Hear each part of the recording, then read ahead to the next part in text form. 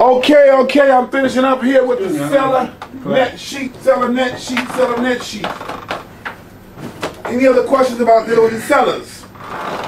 Now we know that sellers, this is critical. This is the difference between you getting a listing and not getting a listing.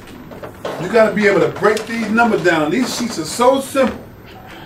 You know, all you need is a little bit of information from the seller, and that's basically how much you owe. Do your CMA, and you know the thing is just to concentrate on getting that net for them. You know what I'm saying? How does 48 grand in your pocket sound? After, you know what I mean? And you want to go there first. If they start, you get them leaning on that right there, then all the other fees, you know, they can deal with it, you know, but hey, you already included. You already said the number was good, right? Right. What's the problem? Why should my fee be any more of a headache than anything else? Any question? This is the seller net sheet. This is what you get you the listing right here. Being able to get this number past the seller, this is how you get paid right here. And once you get this done right here, the seller like, hey, we ready to go, honey. Let's list it. As long as the numbers you say right here are good, we're on the market. And now you're good to go. Do your listing contract, put your lockbox up, put it in the system, and hopefully the numbers that you have estimated are good enough. And you do the CMA and make sure that the house is selling for $100,000. And sometimes the seller might say, you know what? If we could get $10,000 more, we'll go with you.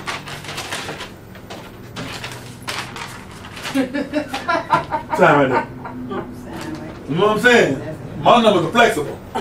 You know what I mean? Now they say we want $100,000 more money. Be like, y'all have a good evening. You know what I'm saying? So they say they want another, if we can get another 10, 15 grand on that, look at your numbers. So, well, you know, some homes are sold, you know what I mean? As long as you know you got to get the property. Yeah, as long as so, we're going to go ahead and put this on 115. Yeah, you know, 115, another 5 grand, 10 grand. You see what I'm saying? Because they know, make it even for them, whatever you got to do. So it's okay to do that, as long as you have, and by then you've already checked the neighborhood, you know that the number is okay, you're not too far overpriced. You know what I mean? And they're willing to come down a little bit. They'll negotiate. You know what I mean? So, but giving them something solid like this, and they were like, we hope to get an even, walk with even 50,000 or 60,000. You know what I mean? And you start looking at your numbers and say, okay, all right then. You know, my CMA, you know what I'm saying? When they start getting crazy with it, can we get like 90,000 instead of 40,000? But like, you sure can, but I don't know what year it's going to be. You know what I'm saying? It won't be in the next 2 years. Not over here in this ragged neighborhood you live in. I don't know with the Spartan market being your supermarket. I don't think so. You know what I'm saying? Your neighbors are shopping at the Spartan market. You try to get more money. You know what I'm saying? You ain't even going to food line. You know what I'm saying? Y'all over here at the Spartan market. Down here on the corner of Princess Anne and Tidewater. You know what I'm saying? Ain't even a legitimate supermarket. You see what I'm saying? You talking about, you know what I'm saying? I mean, I can't work miracles good than Irene. But this right here, get them some numbers. Even on the telephone, sometimes they might, well, we don't want to do nothing right now. We're just trying to figure it out. And you say, what? Let me do a couple of numbers for you, give you a little bit of estimate. Now, I can come out there from what I can see. Or ask them, how much would you like to walk away with? What do you want to sell it for? Well, if we can get 140, you know, we want to walk with $50,000. You got them at 47 and 100 already, really? So let me see if I got this straight. If you walk with $50,000, you good? We're good. Okay, then we ain't got to go to 140. We can go to 110. You know what I'm saying? The 140 is way out of the way. So but you got to be on top of your game because man, it don't take much to get the listing. You know what I mean? Or get the house sold. That's why you see all these signs up. But I have these agents don't know they but from a hole in the ground. But they out here running around out here. Some agents out here doing the listing ain't even doing the numbers. You're right. Waiting to close it. I ain't even did no CMA. Just nothing. Just average. It look like he go about 250. Yeah. They just been referred. That's it. All they got is I've been referred. They've been referred and they know where the listing form's at. Other than that, you on your own. You know what I'm saying? You call an agent you want to ask about what's going on. They're like, how am I supposed to know? I just been referred. They ain't said I was no good. They know what I'm doing. Y'all asking for too much for 6%. You know what I'm saying? I just been referred. You know, so the sellers, you know, so don't wait for closing to get there, and because some sellers and the numbers, same thing with the buyers. The numbers are tight, crazy. Because I mean, you say they get $47,895, they could have a $2,000 tax lien, and the same $2,000 come up here, and it's your fault. You know? Any question? That's a seller net sheet. Okay, we're gonna begin. Yes, sir. What you just said, the tax lien, does that show on the tax when I pull up the tax? Will that lien show when I pull up? No. Where will I pick That's a up? title search. The attorney does that. Who does the title search? The attorneys. We don't get that out to. We don't find that out until closing. What I'm trying to say, this guy done told you all this stuff and he lying. He lying. Now you find out he got a tax lien of $2,000. And I did all this paperwork and he ain't said nothing about no tax lien. Exactly. And all of a sudden it's popping up now. Exactly. So instead of getting 47, you'll get 45. And then when you get 45, you're like, look. You gotta deal with that. Oh, he got to do it. Yeah, he gotta deal with that. We already You know what I did the mean? sheet. Sheet right here. Asking where on this sheet, when your honesty, when I ask for your honesty, Why you put that? you know what I'm saying? I don't see that tax lien nowhere on there. And you know Uncle Sam looking for you. No, man. You know what I'm saying? So you gonna hold up a closing because you lied? Exactly. You know? So do I tear the paper and walk away or what I do? Who's you? Who are you? I'm the agent. You the agent? No, you ain't telling them nothing. No, you gonna work it out. You gonna work it out. Exactly. That's why I want to know how to work it out. You gonna work it out. You gonna work it out. You gonna say, you know what I'm saying? Be like, look at here, you getting, you know what I mean? It's your tax lien. That's it. You the one That's it. didn't pay the IRS or whatever. Right. Now, here you are, it's paid off. Now you free and clear. Your credit gonna be improved, all this, you know what I mean? Because you ain't gonna get away from the federal tax. Exactly. So he gonna be at the table, they gonna cut that Oh lien, yeah, they gonna cut the check oh right yeah, there. that's a priority right there. Okay. That's called subordination. That's it. The federal taxes come tax lien number 1. All right. You know what I mean? That new house you want to buy, that's number 3. You know what I'm saying? That ain't number 1. So, hopefully, the seller knows that he's at fault, and you've done your job, and got to carry his own water. And you should have a problem. They're like, oh man, I didn't know I had. That's okay. Yeah, don't worry about it. Don't worry about it. You ain't had to know, but you got enough money to cover it. That's it. You know what I'm saying? So we can move it on. That's it. Because we got to be at the other room by 3 o'clock. You know what I'm saying? Yeah. Let's do this. You know what I'm saying? So folks are crazy. Start acting a fool on you at the closing table, and it's their fault. That's it. Right? Well, now that's the seller. Sellers are easy. You know, that's why you can get them in the beginning by finding out what they owe on their property, doing a good CMA, and work that number out then and there. Okay? Don't let them take you too far out in the woods now. About, you know, I know the 47 sound good, but if we can get an even 100. Well, You know, you say we walk with 47,000, but we want $100,000 after closing. Well, you got to wait a few years then. Get the mortgage balance down, some more about 80 grand down. Well, you know what I mean? Some people are crazy sometimes, but you gotta, you know, stay with it and don't let them see you get emotional as far as getting mad or upset or anything about at their craziness. You know what I mean? You gotta stay in control, stay on track. That's right. Don't get emotional. Stay professional. You know what I mean? Just break the facts down to them. Let me try to explain it to y'all one more time. Okay, if you owe $100,000 to the mortgage company, you can't erase that $100,000 until you pay that $100,000. So if you selling it for $160,000, you can't these windows you got on this house, you can't call the Milani brothers and tell them we closing today on this house, and we know we owe you 20 grand on these windows, but would you allow us to take this second and you go to the courthouse, unhook it from my house, because I need a new car. The Milani brothers are going to be like, you know, they ain't even, you know what I mean, you won't even get an answer for that. They hang up on you for that. They say, you sell it or you don't sell it. One way or the other, when that house go anywhere near a courthouse, we can pay for the windows.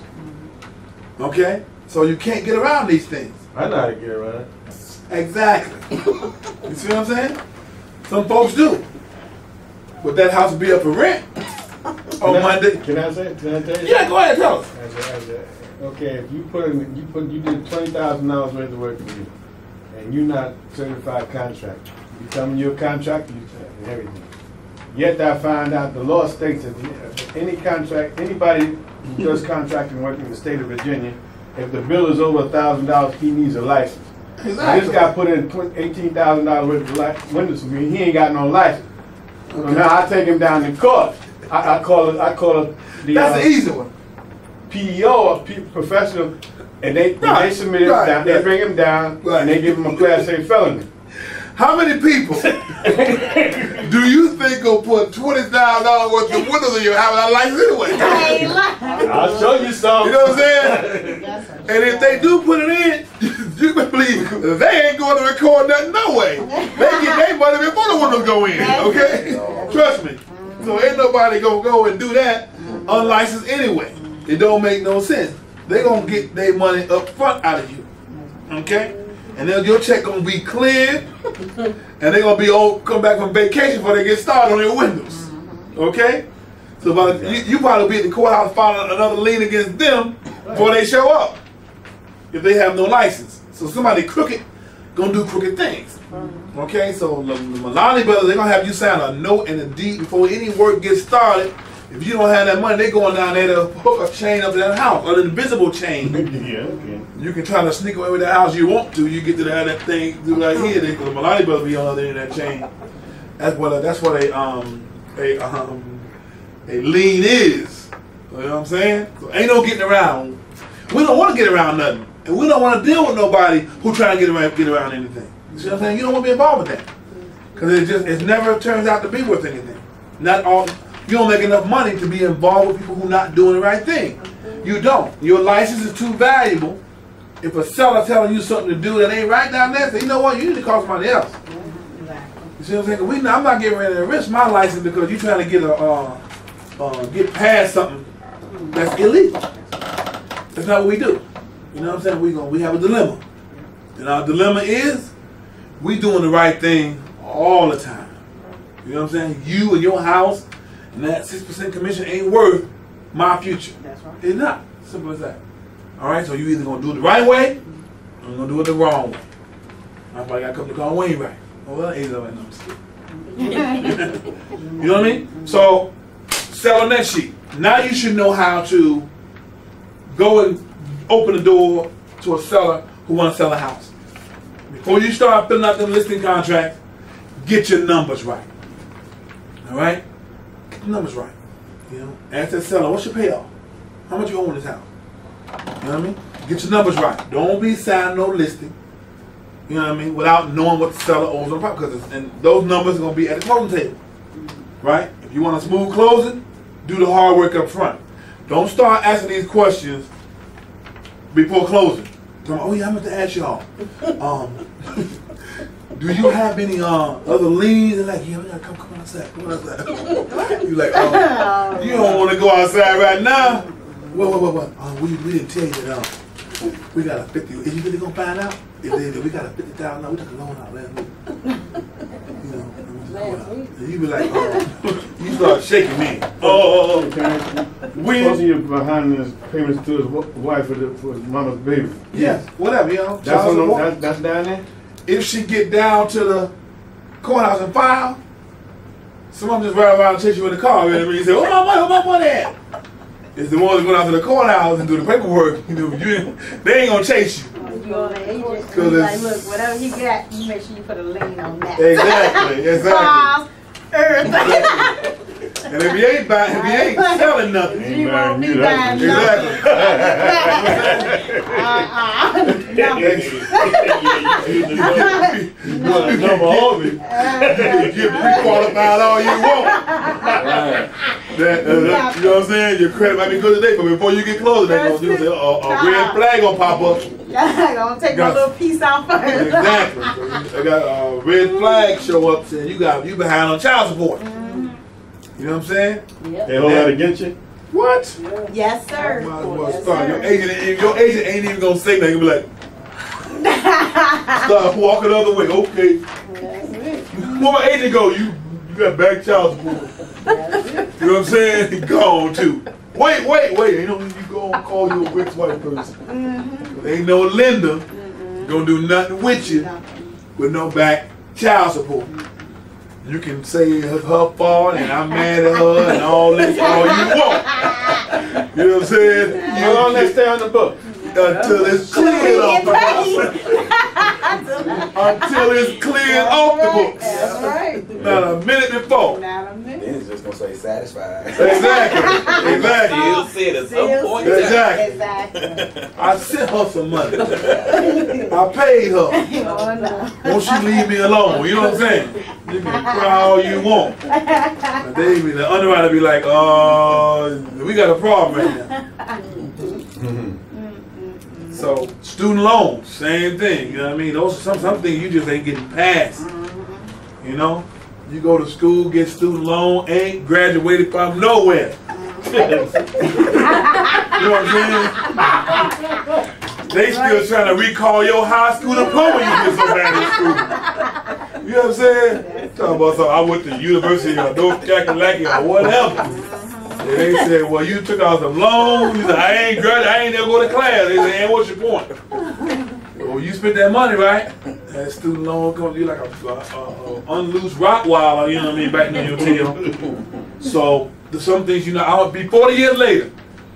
You still can't read. I'm talking about some student loans. You know what I'm saying? You student loans on your credit report. Forbearance. You know what I'm saying? You can't even spell forbearance. Or default. You know what I'm saying? Who is Mr. Default? No, it ain't. It's your fault because you didn't default and pay them folks their money. You see, so there's something, you know, on your credit report that they just won't let you get away with. All right?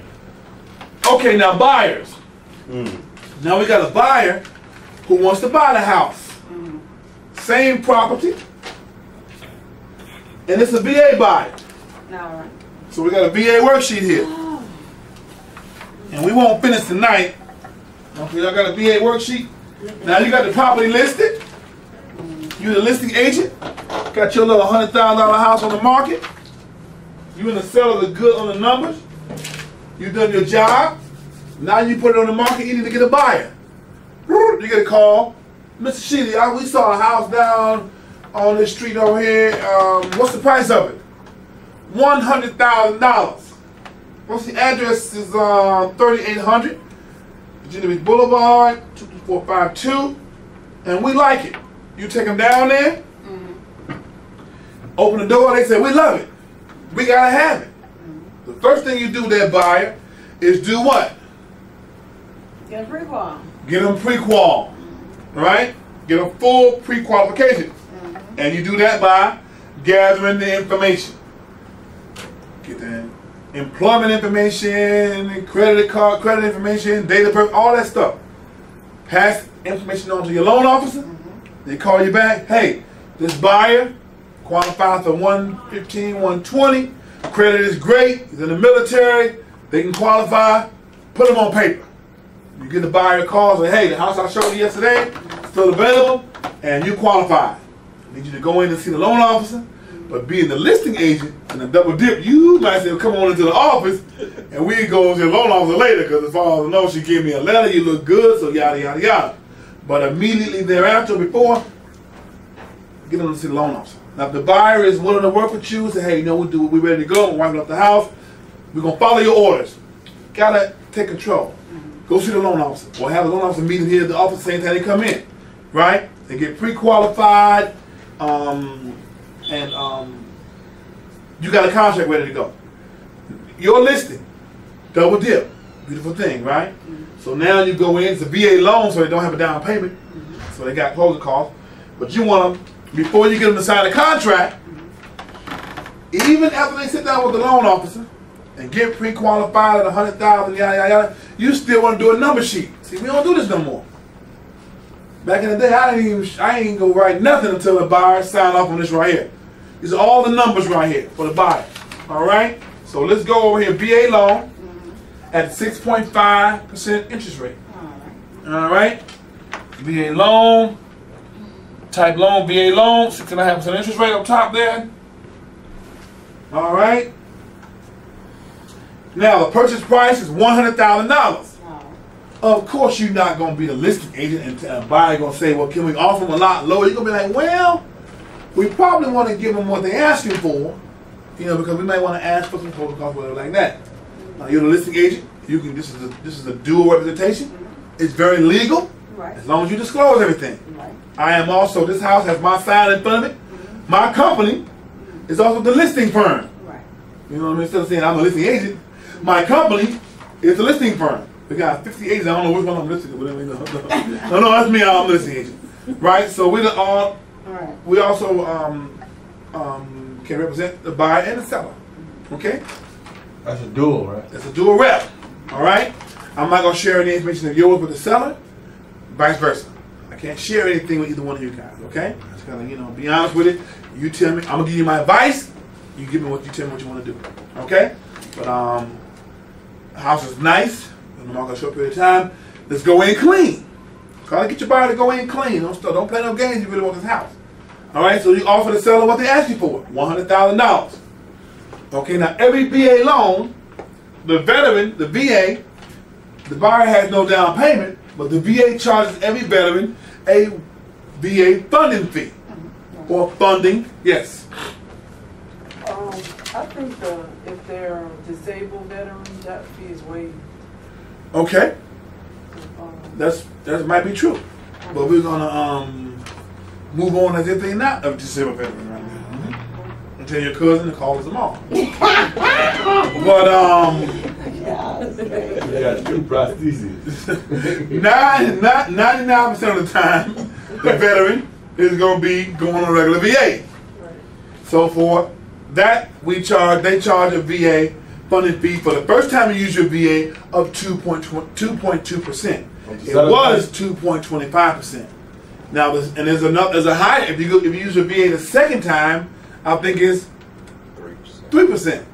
All right, so you can use a VA loan over and over and over and over and over again, as long as each time you use it, you sell it and get it back. VA take assumption. Suppose I sold her my house. I had a VA loan for $150, and she assumed it was me. Where do I fit in the picture? So I'm not asking for another $200,000. She took over my $125,000. Well, as of March 1, 1988, you can't do that no more. In order for you to assume a veteran's loan, she has to qualify, right? And then she has to get your entitlements back. We used to have VA loans being assumed all the time. And before March 188, we did what's called a non-qualifying assumption, where you can go in there and just get a buyer a couple of dollars or whatever, and just don't qualify. They move out, but the buyer, whether they knew it or not, the veteran was always still at risk. Because if the person who went into foreclosure, who went into assuming your property, they might go in there for a year and make the payments on time. They might get tired of making payments or whatever, start getting late, but the loan is still in that veteran's name. Right? So that's deducted, that amount in other words, if the VA says all vets are qualified, but you just throwing numbers, 300,000. Now I owe 150,000, and the VA had to take the house back. I'm still responsible for that money that she took over? She assumed the money that she assumed, and she defaulted. Yes, you were. They stopped that though, because when she assumed it, she gave you your equity somehow. But I mean, it's very difficult to assume somebody mortgage who got 150 grand in equity. I mean, she got to give you $150,000 cash, and then she gets the loan. The same 150 grand she gave you is still available for her. All right. So let's say the house is 300,000, right? But you only owe 150. She give you 150 cash. That's your equity. Now she has the mortgage with the $150,000 balance. It's worth $300,000, right? So the money she give you is still, it's like money in the bank for her. But you get your cash, and she assumes the mortgage balance, which is 150. So you're getting the 300,000, right, by giving her the 150 and taking 150 cash. All right, so that's what assumptions are. But as for VA, they stopped that March 188, and FHA, they stopped it December 1989. No more non-qualifying assumptions. After that, we found another loophole. We were doing land contracts then, right? Well, you can still do an assumption as far as if a veteran had 20 grand in equity, if a buyer come along, give them 20 grand, they come in and sue the mortgage. Okay, they stopped doing that also, land contract. The difference between a land contract and a non-qualifying assumption was a time limit. You can still go in with the folks who did assumptions or land contracts had bad credit and couldn't get a loan. So in order to assume a loan, they have to come out with some cash. A lot of New Yorkers came down here with chunks of money buying houses on assumption because they couldn't qualify for a mortgage or whatever, but they had some loot. But they stopped all that too. Because, because I was doing it. I was taking the foreclosures back from the VA for 1%. In other words, if the house was worth $55,000, all I had to pay the VA was 1%, and the closing costs, the commission was paid by the VA to the agent. We don't. This wasn't no. This wasn't no. We'd love to have some of those. Well, I was doing it right here in Virginia Beach. I was doing it. I was buying townhouses at 1%. Okay. Well, we were open to. I mean, there was all kinds of things going on, especially with the non-qual. Non-qual. And I wasn't a veteran either. No credit checks. Right. You could be you have to be a veteran. No credit checks. That's what they call a non-qualifying assumption. You don't have to qualify. If you got the money, you can get in. All right. Okay. So anyway, you got a veteran that want to buy your listing. If this deal works out for you, you get 3%. You get the whole 6% commission. You got to be real careful and real tight on your game. You got a buyer that wants to buy. Okay. So you write $100,000 sales price plus the VA funding fee. So the amount the veteran is financing is $102,200. So they're financing $102,000. Right? VA allowed? VA charging 2%. That's their fee for letting the veteran get a loan.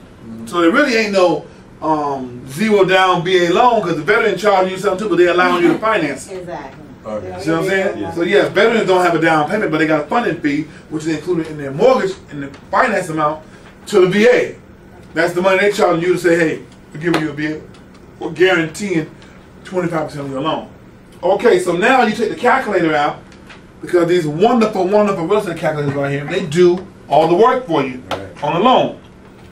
So if you got a, to the right, you're trying to find out what your P&I is. Okay? So this is what you want to discuss with a buyer before you go into details on the contract. Make sure the buyer is okay with the monthly payment. Right? So you take the 1022 and you put it in the calculator. 1022 00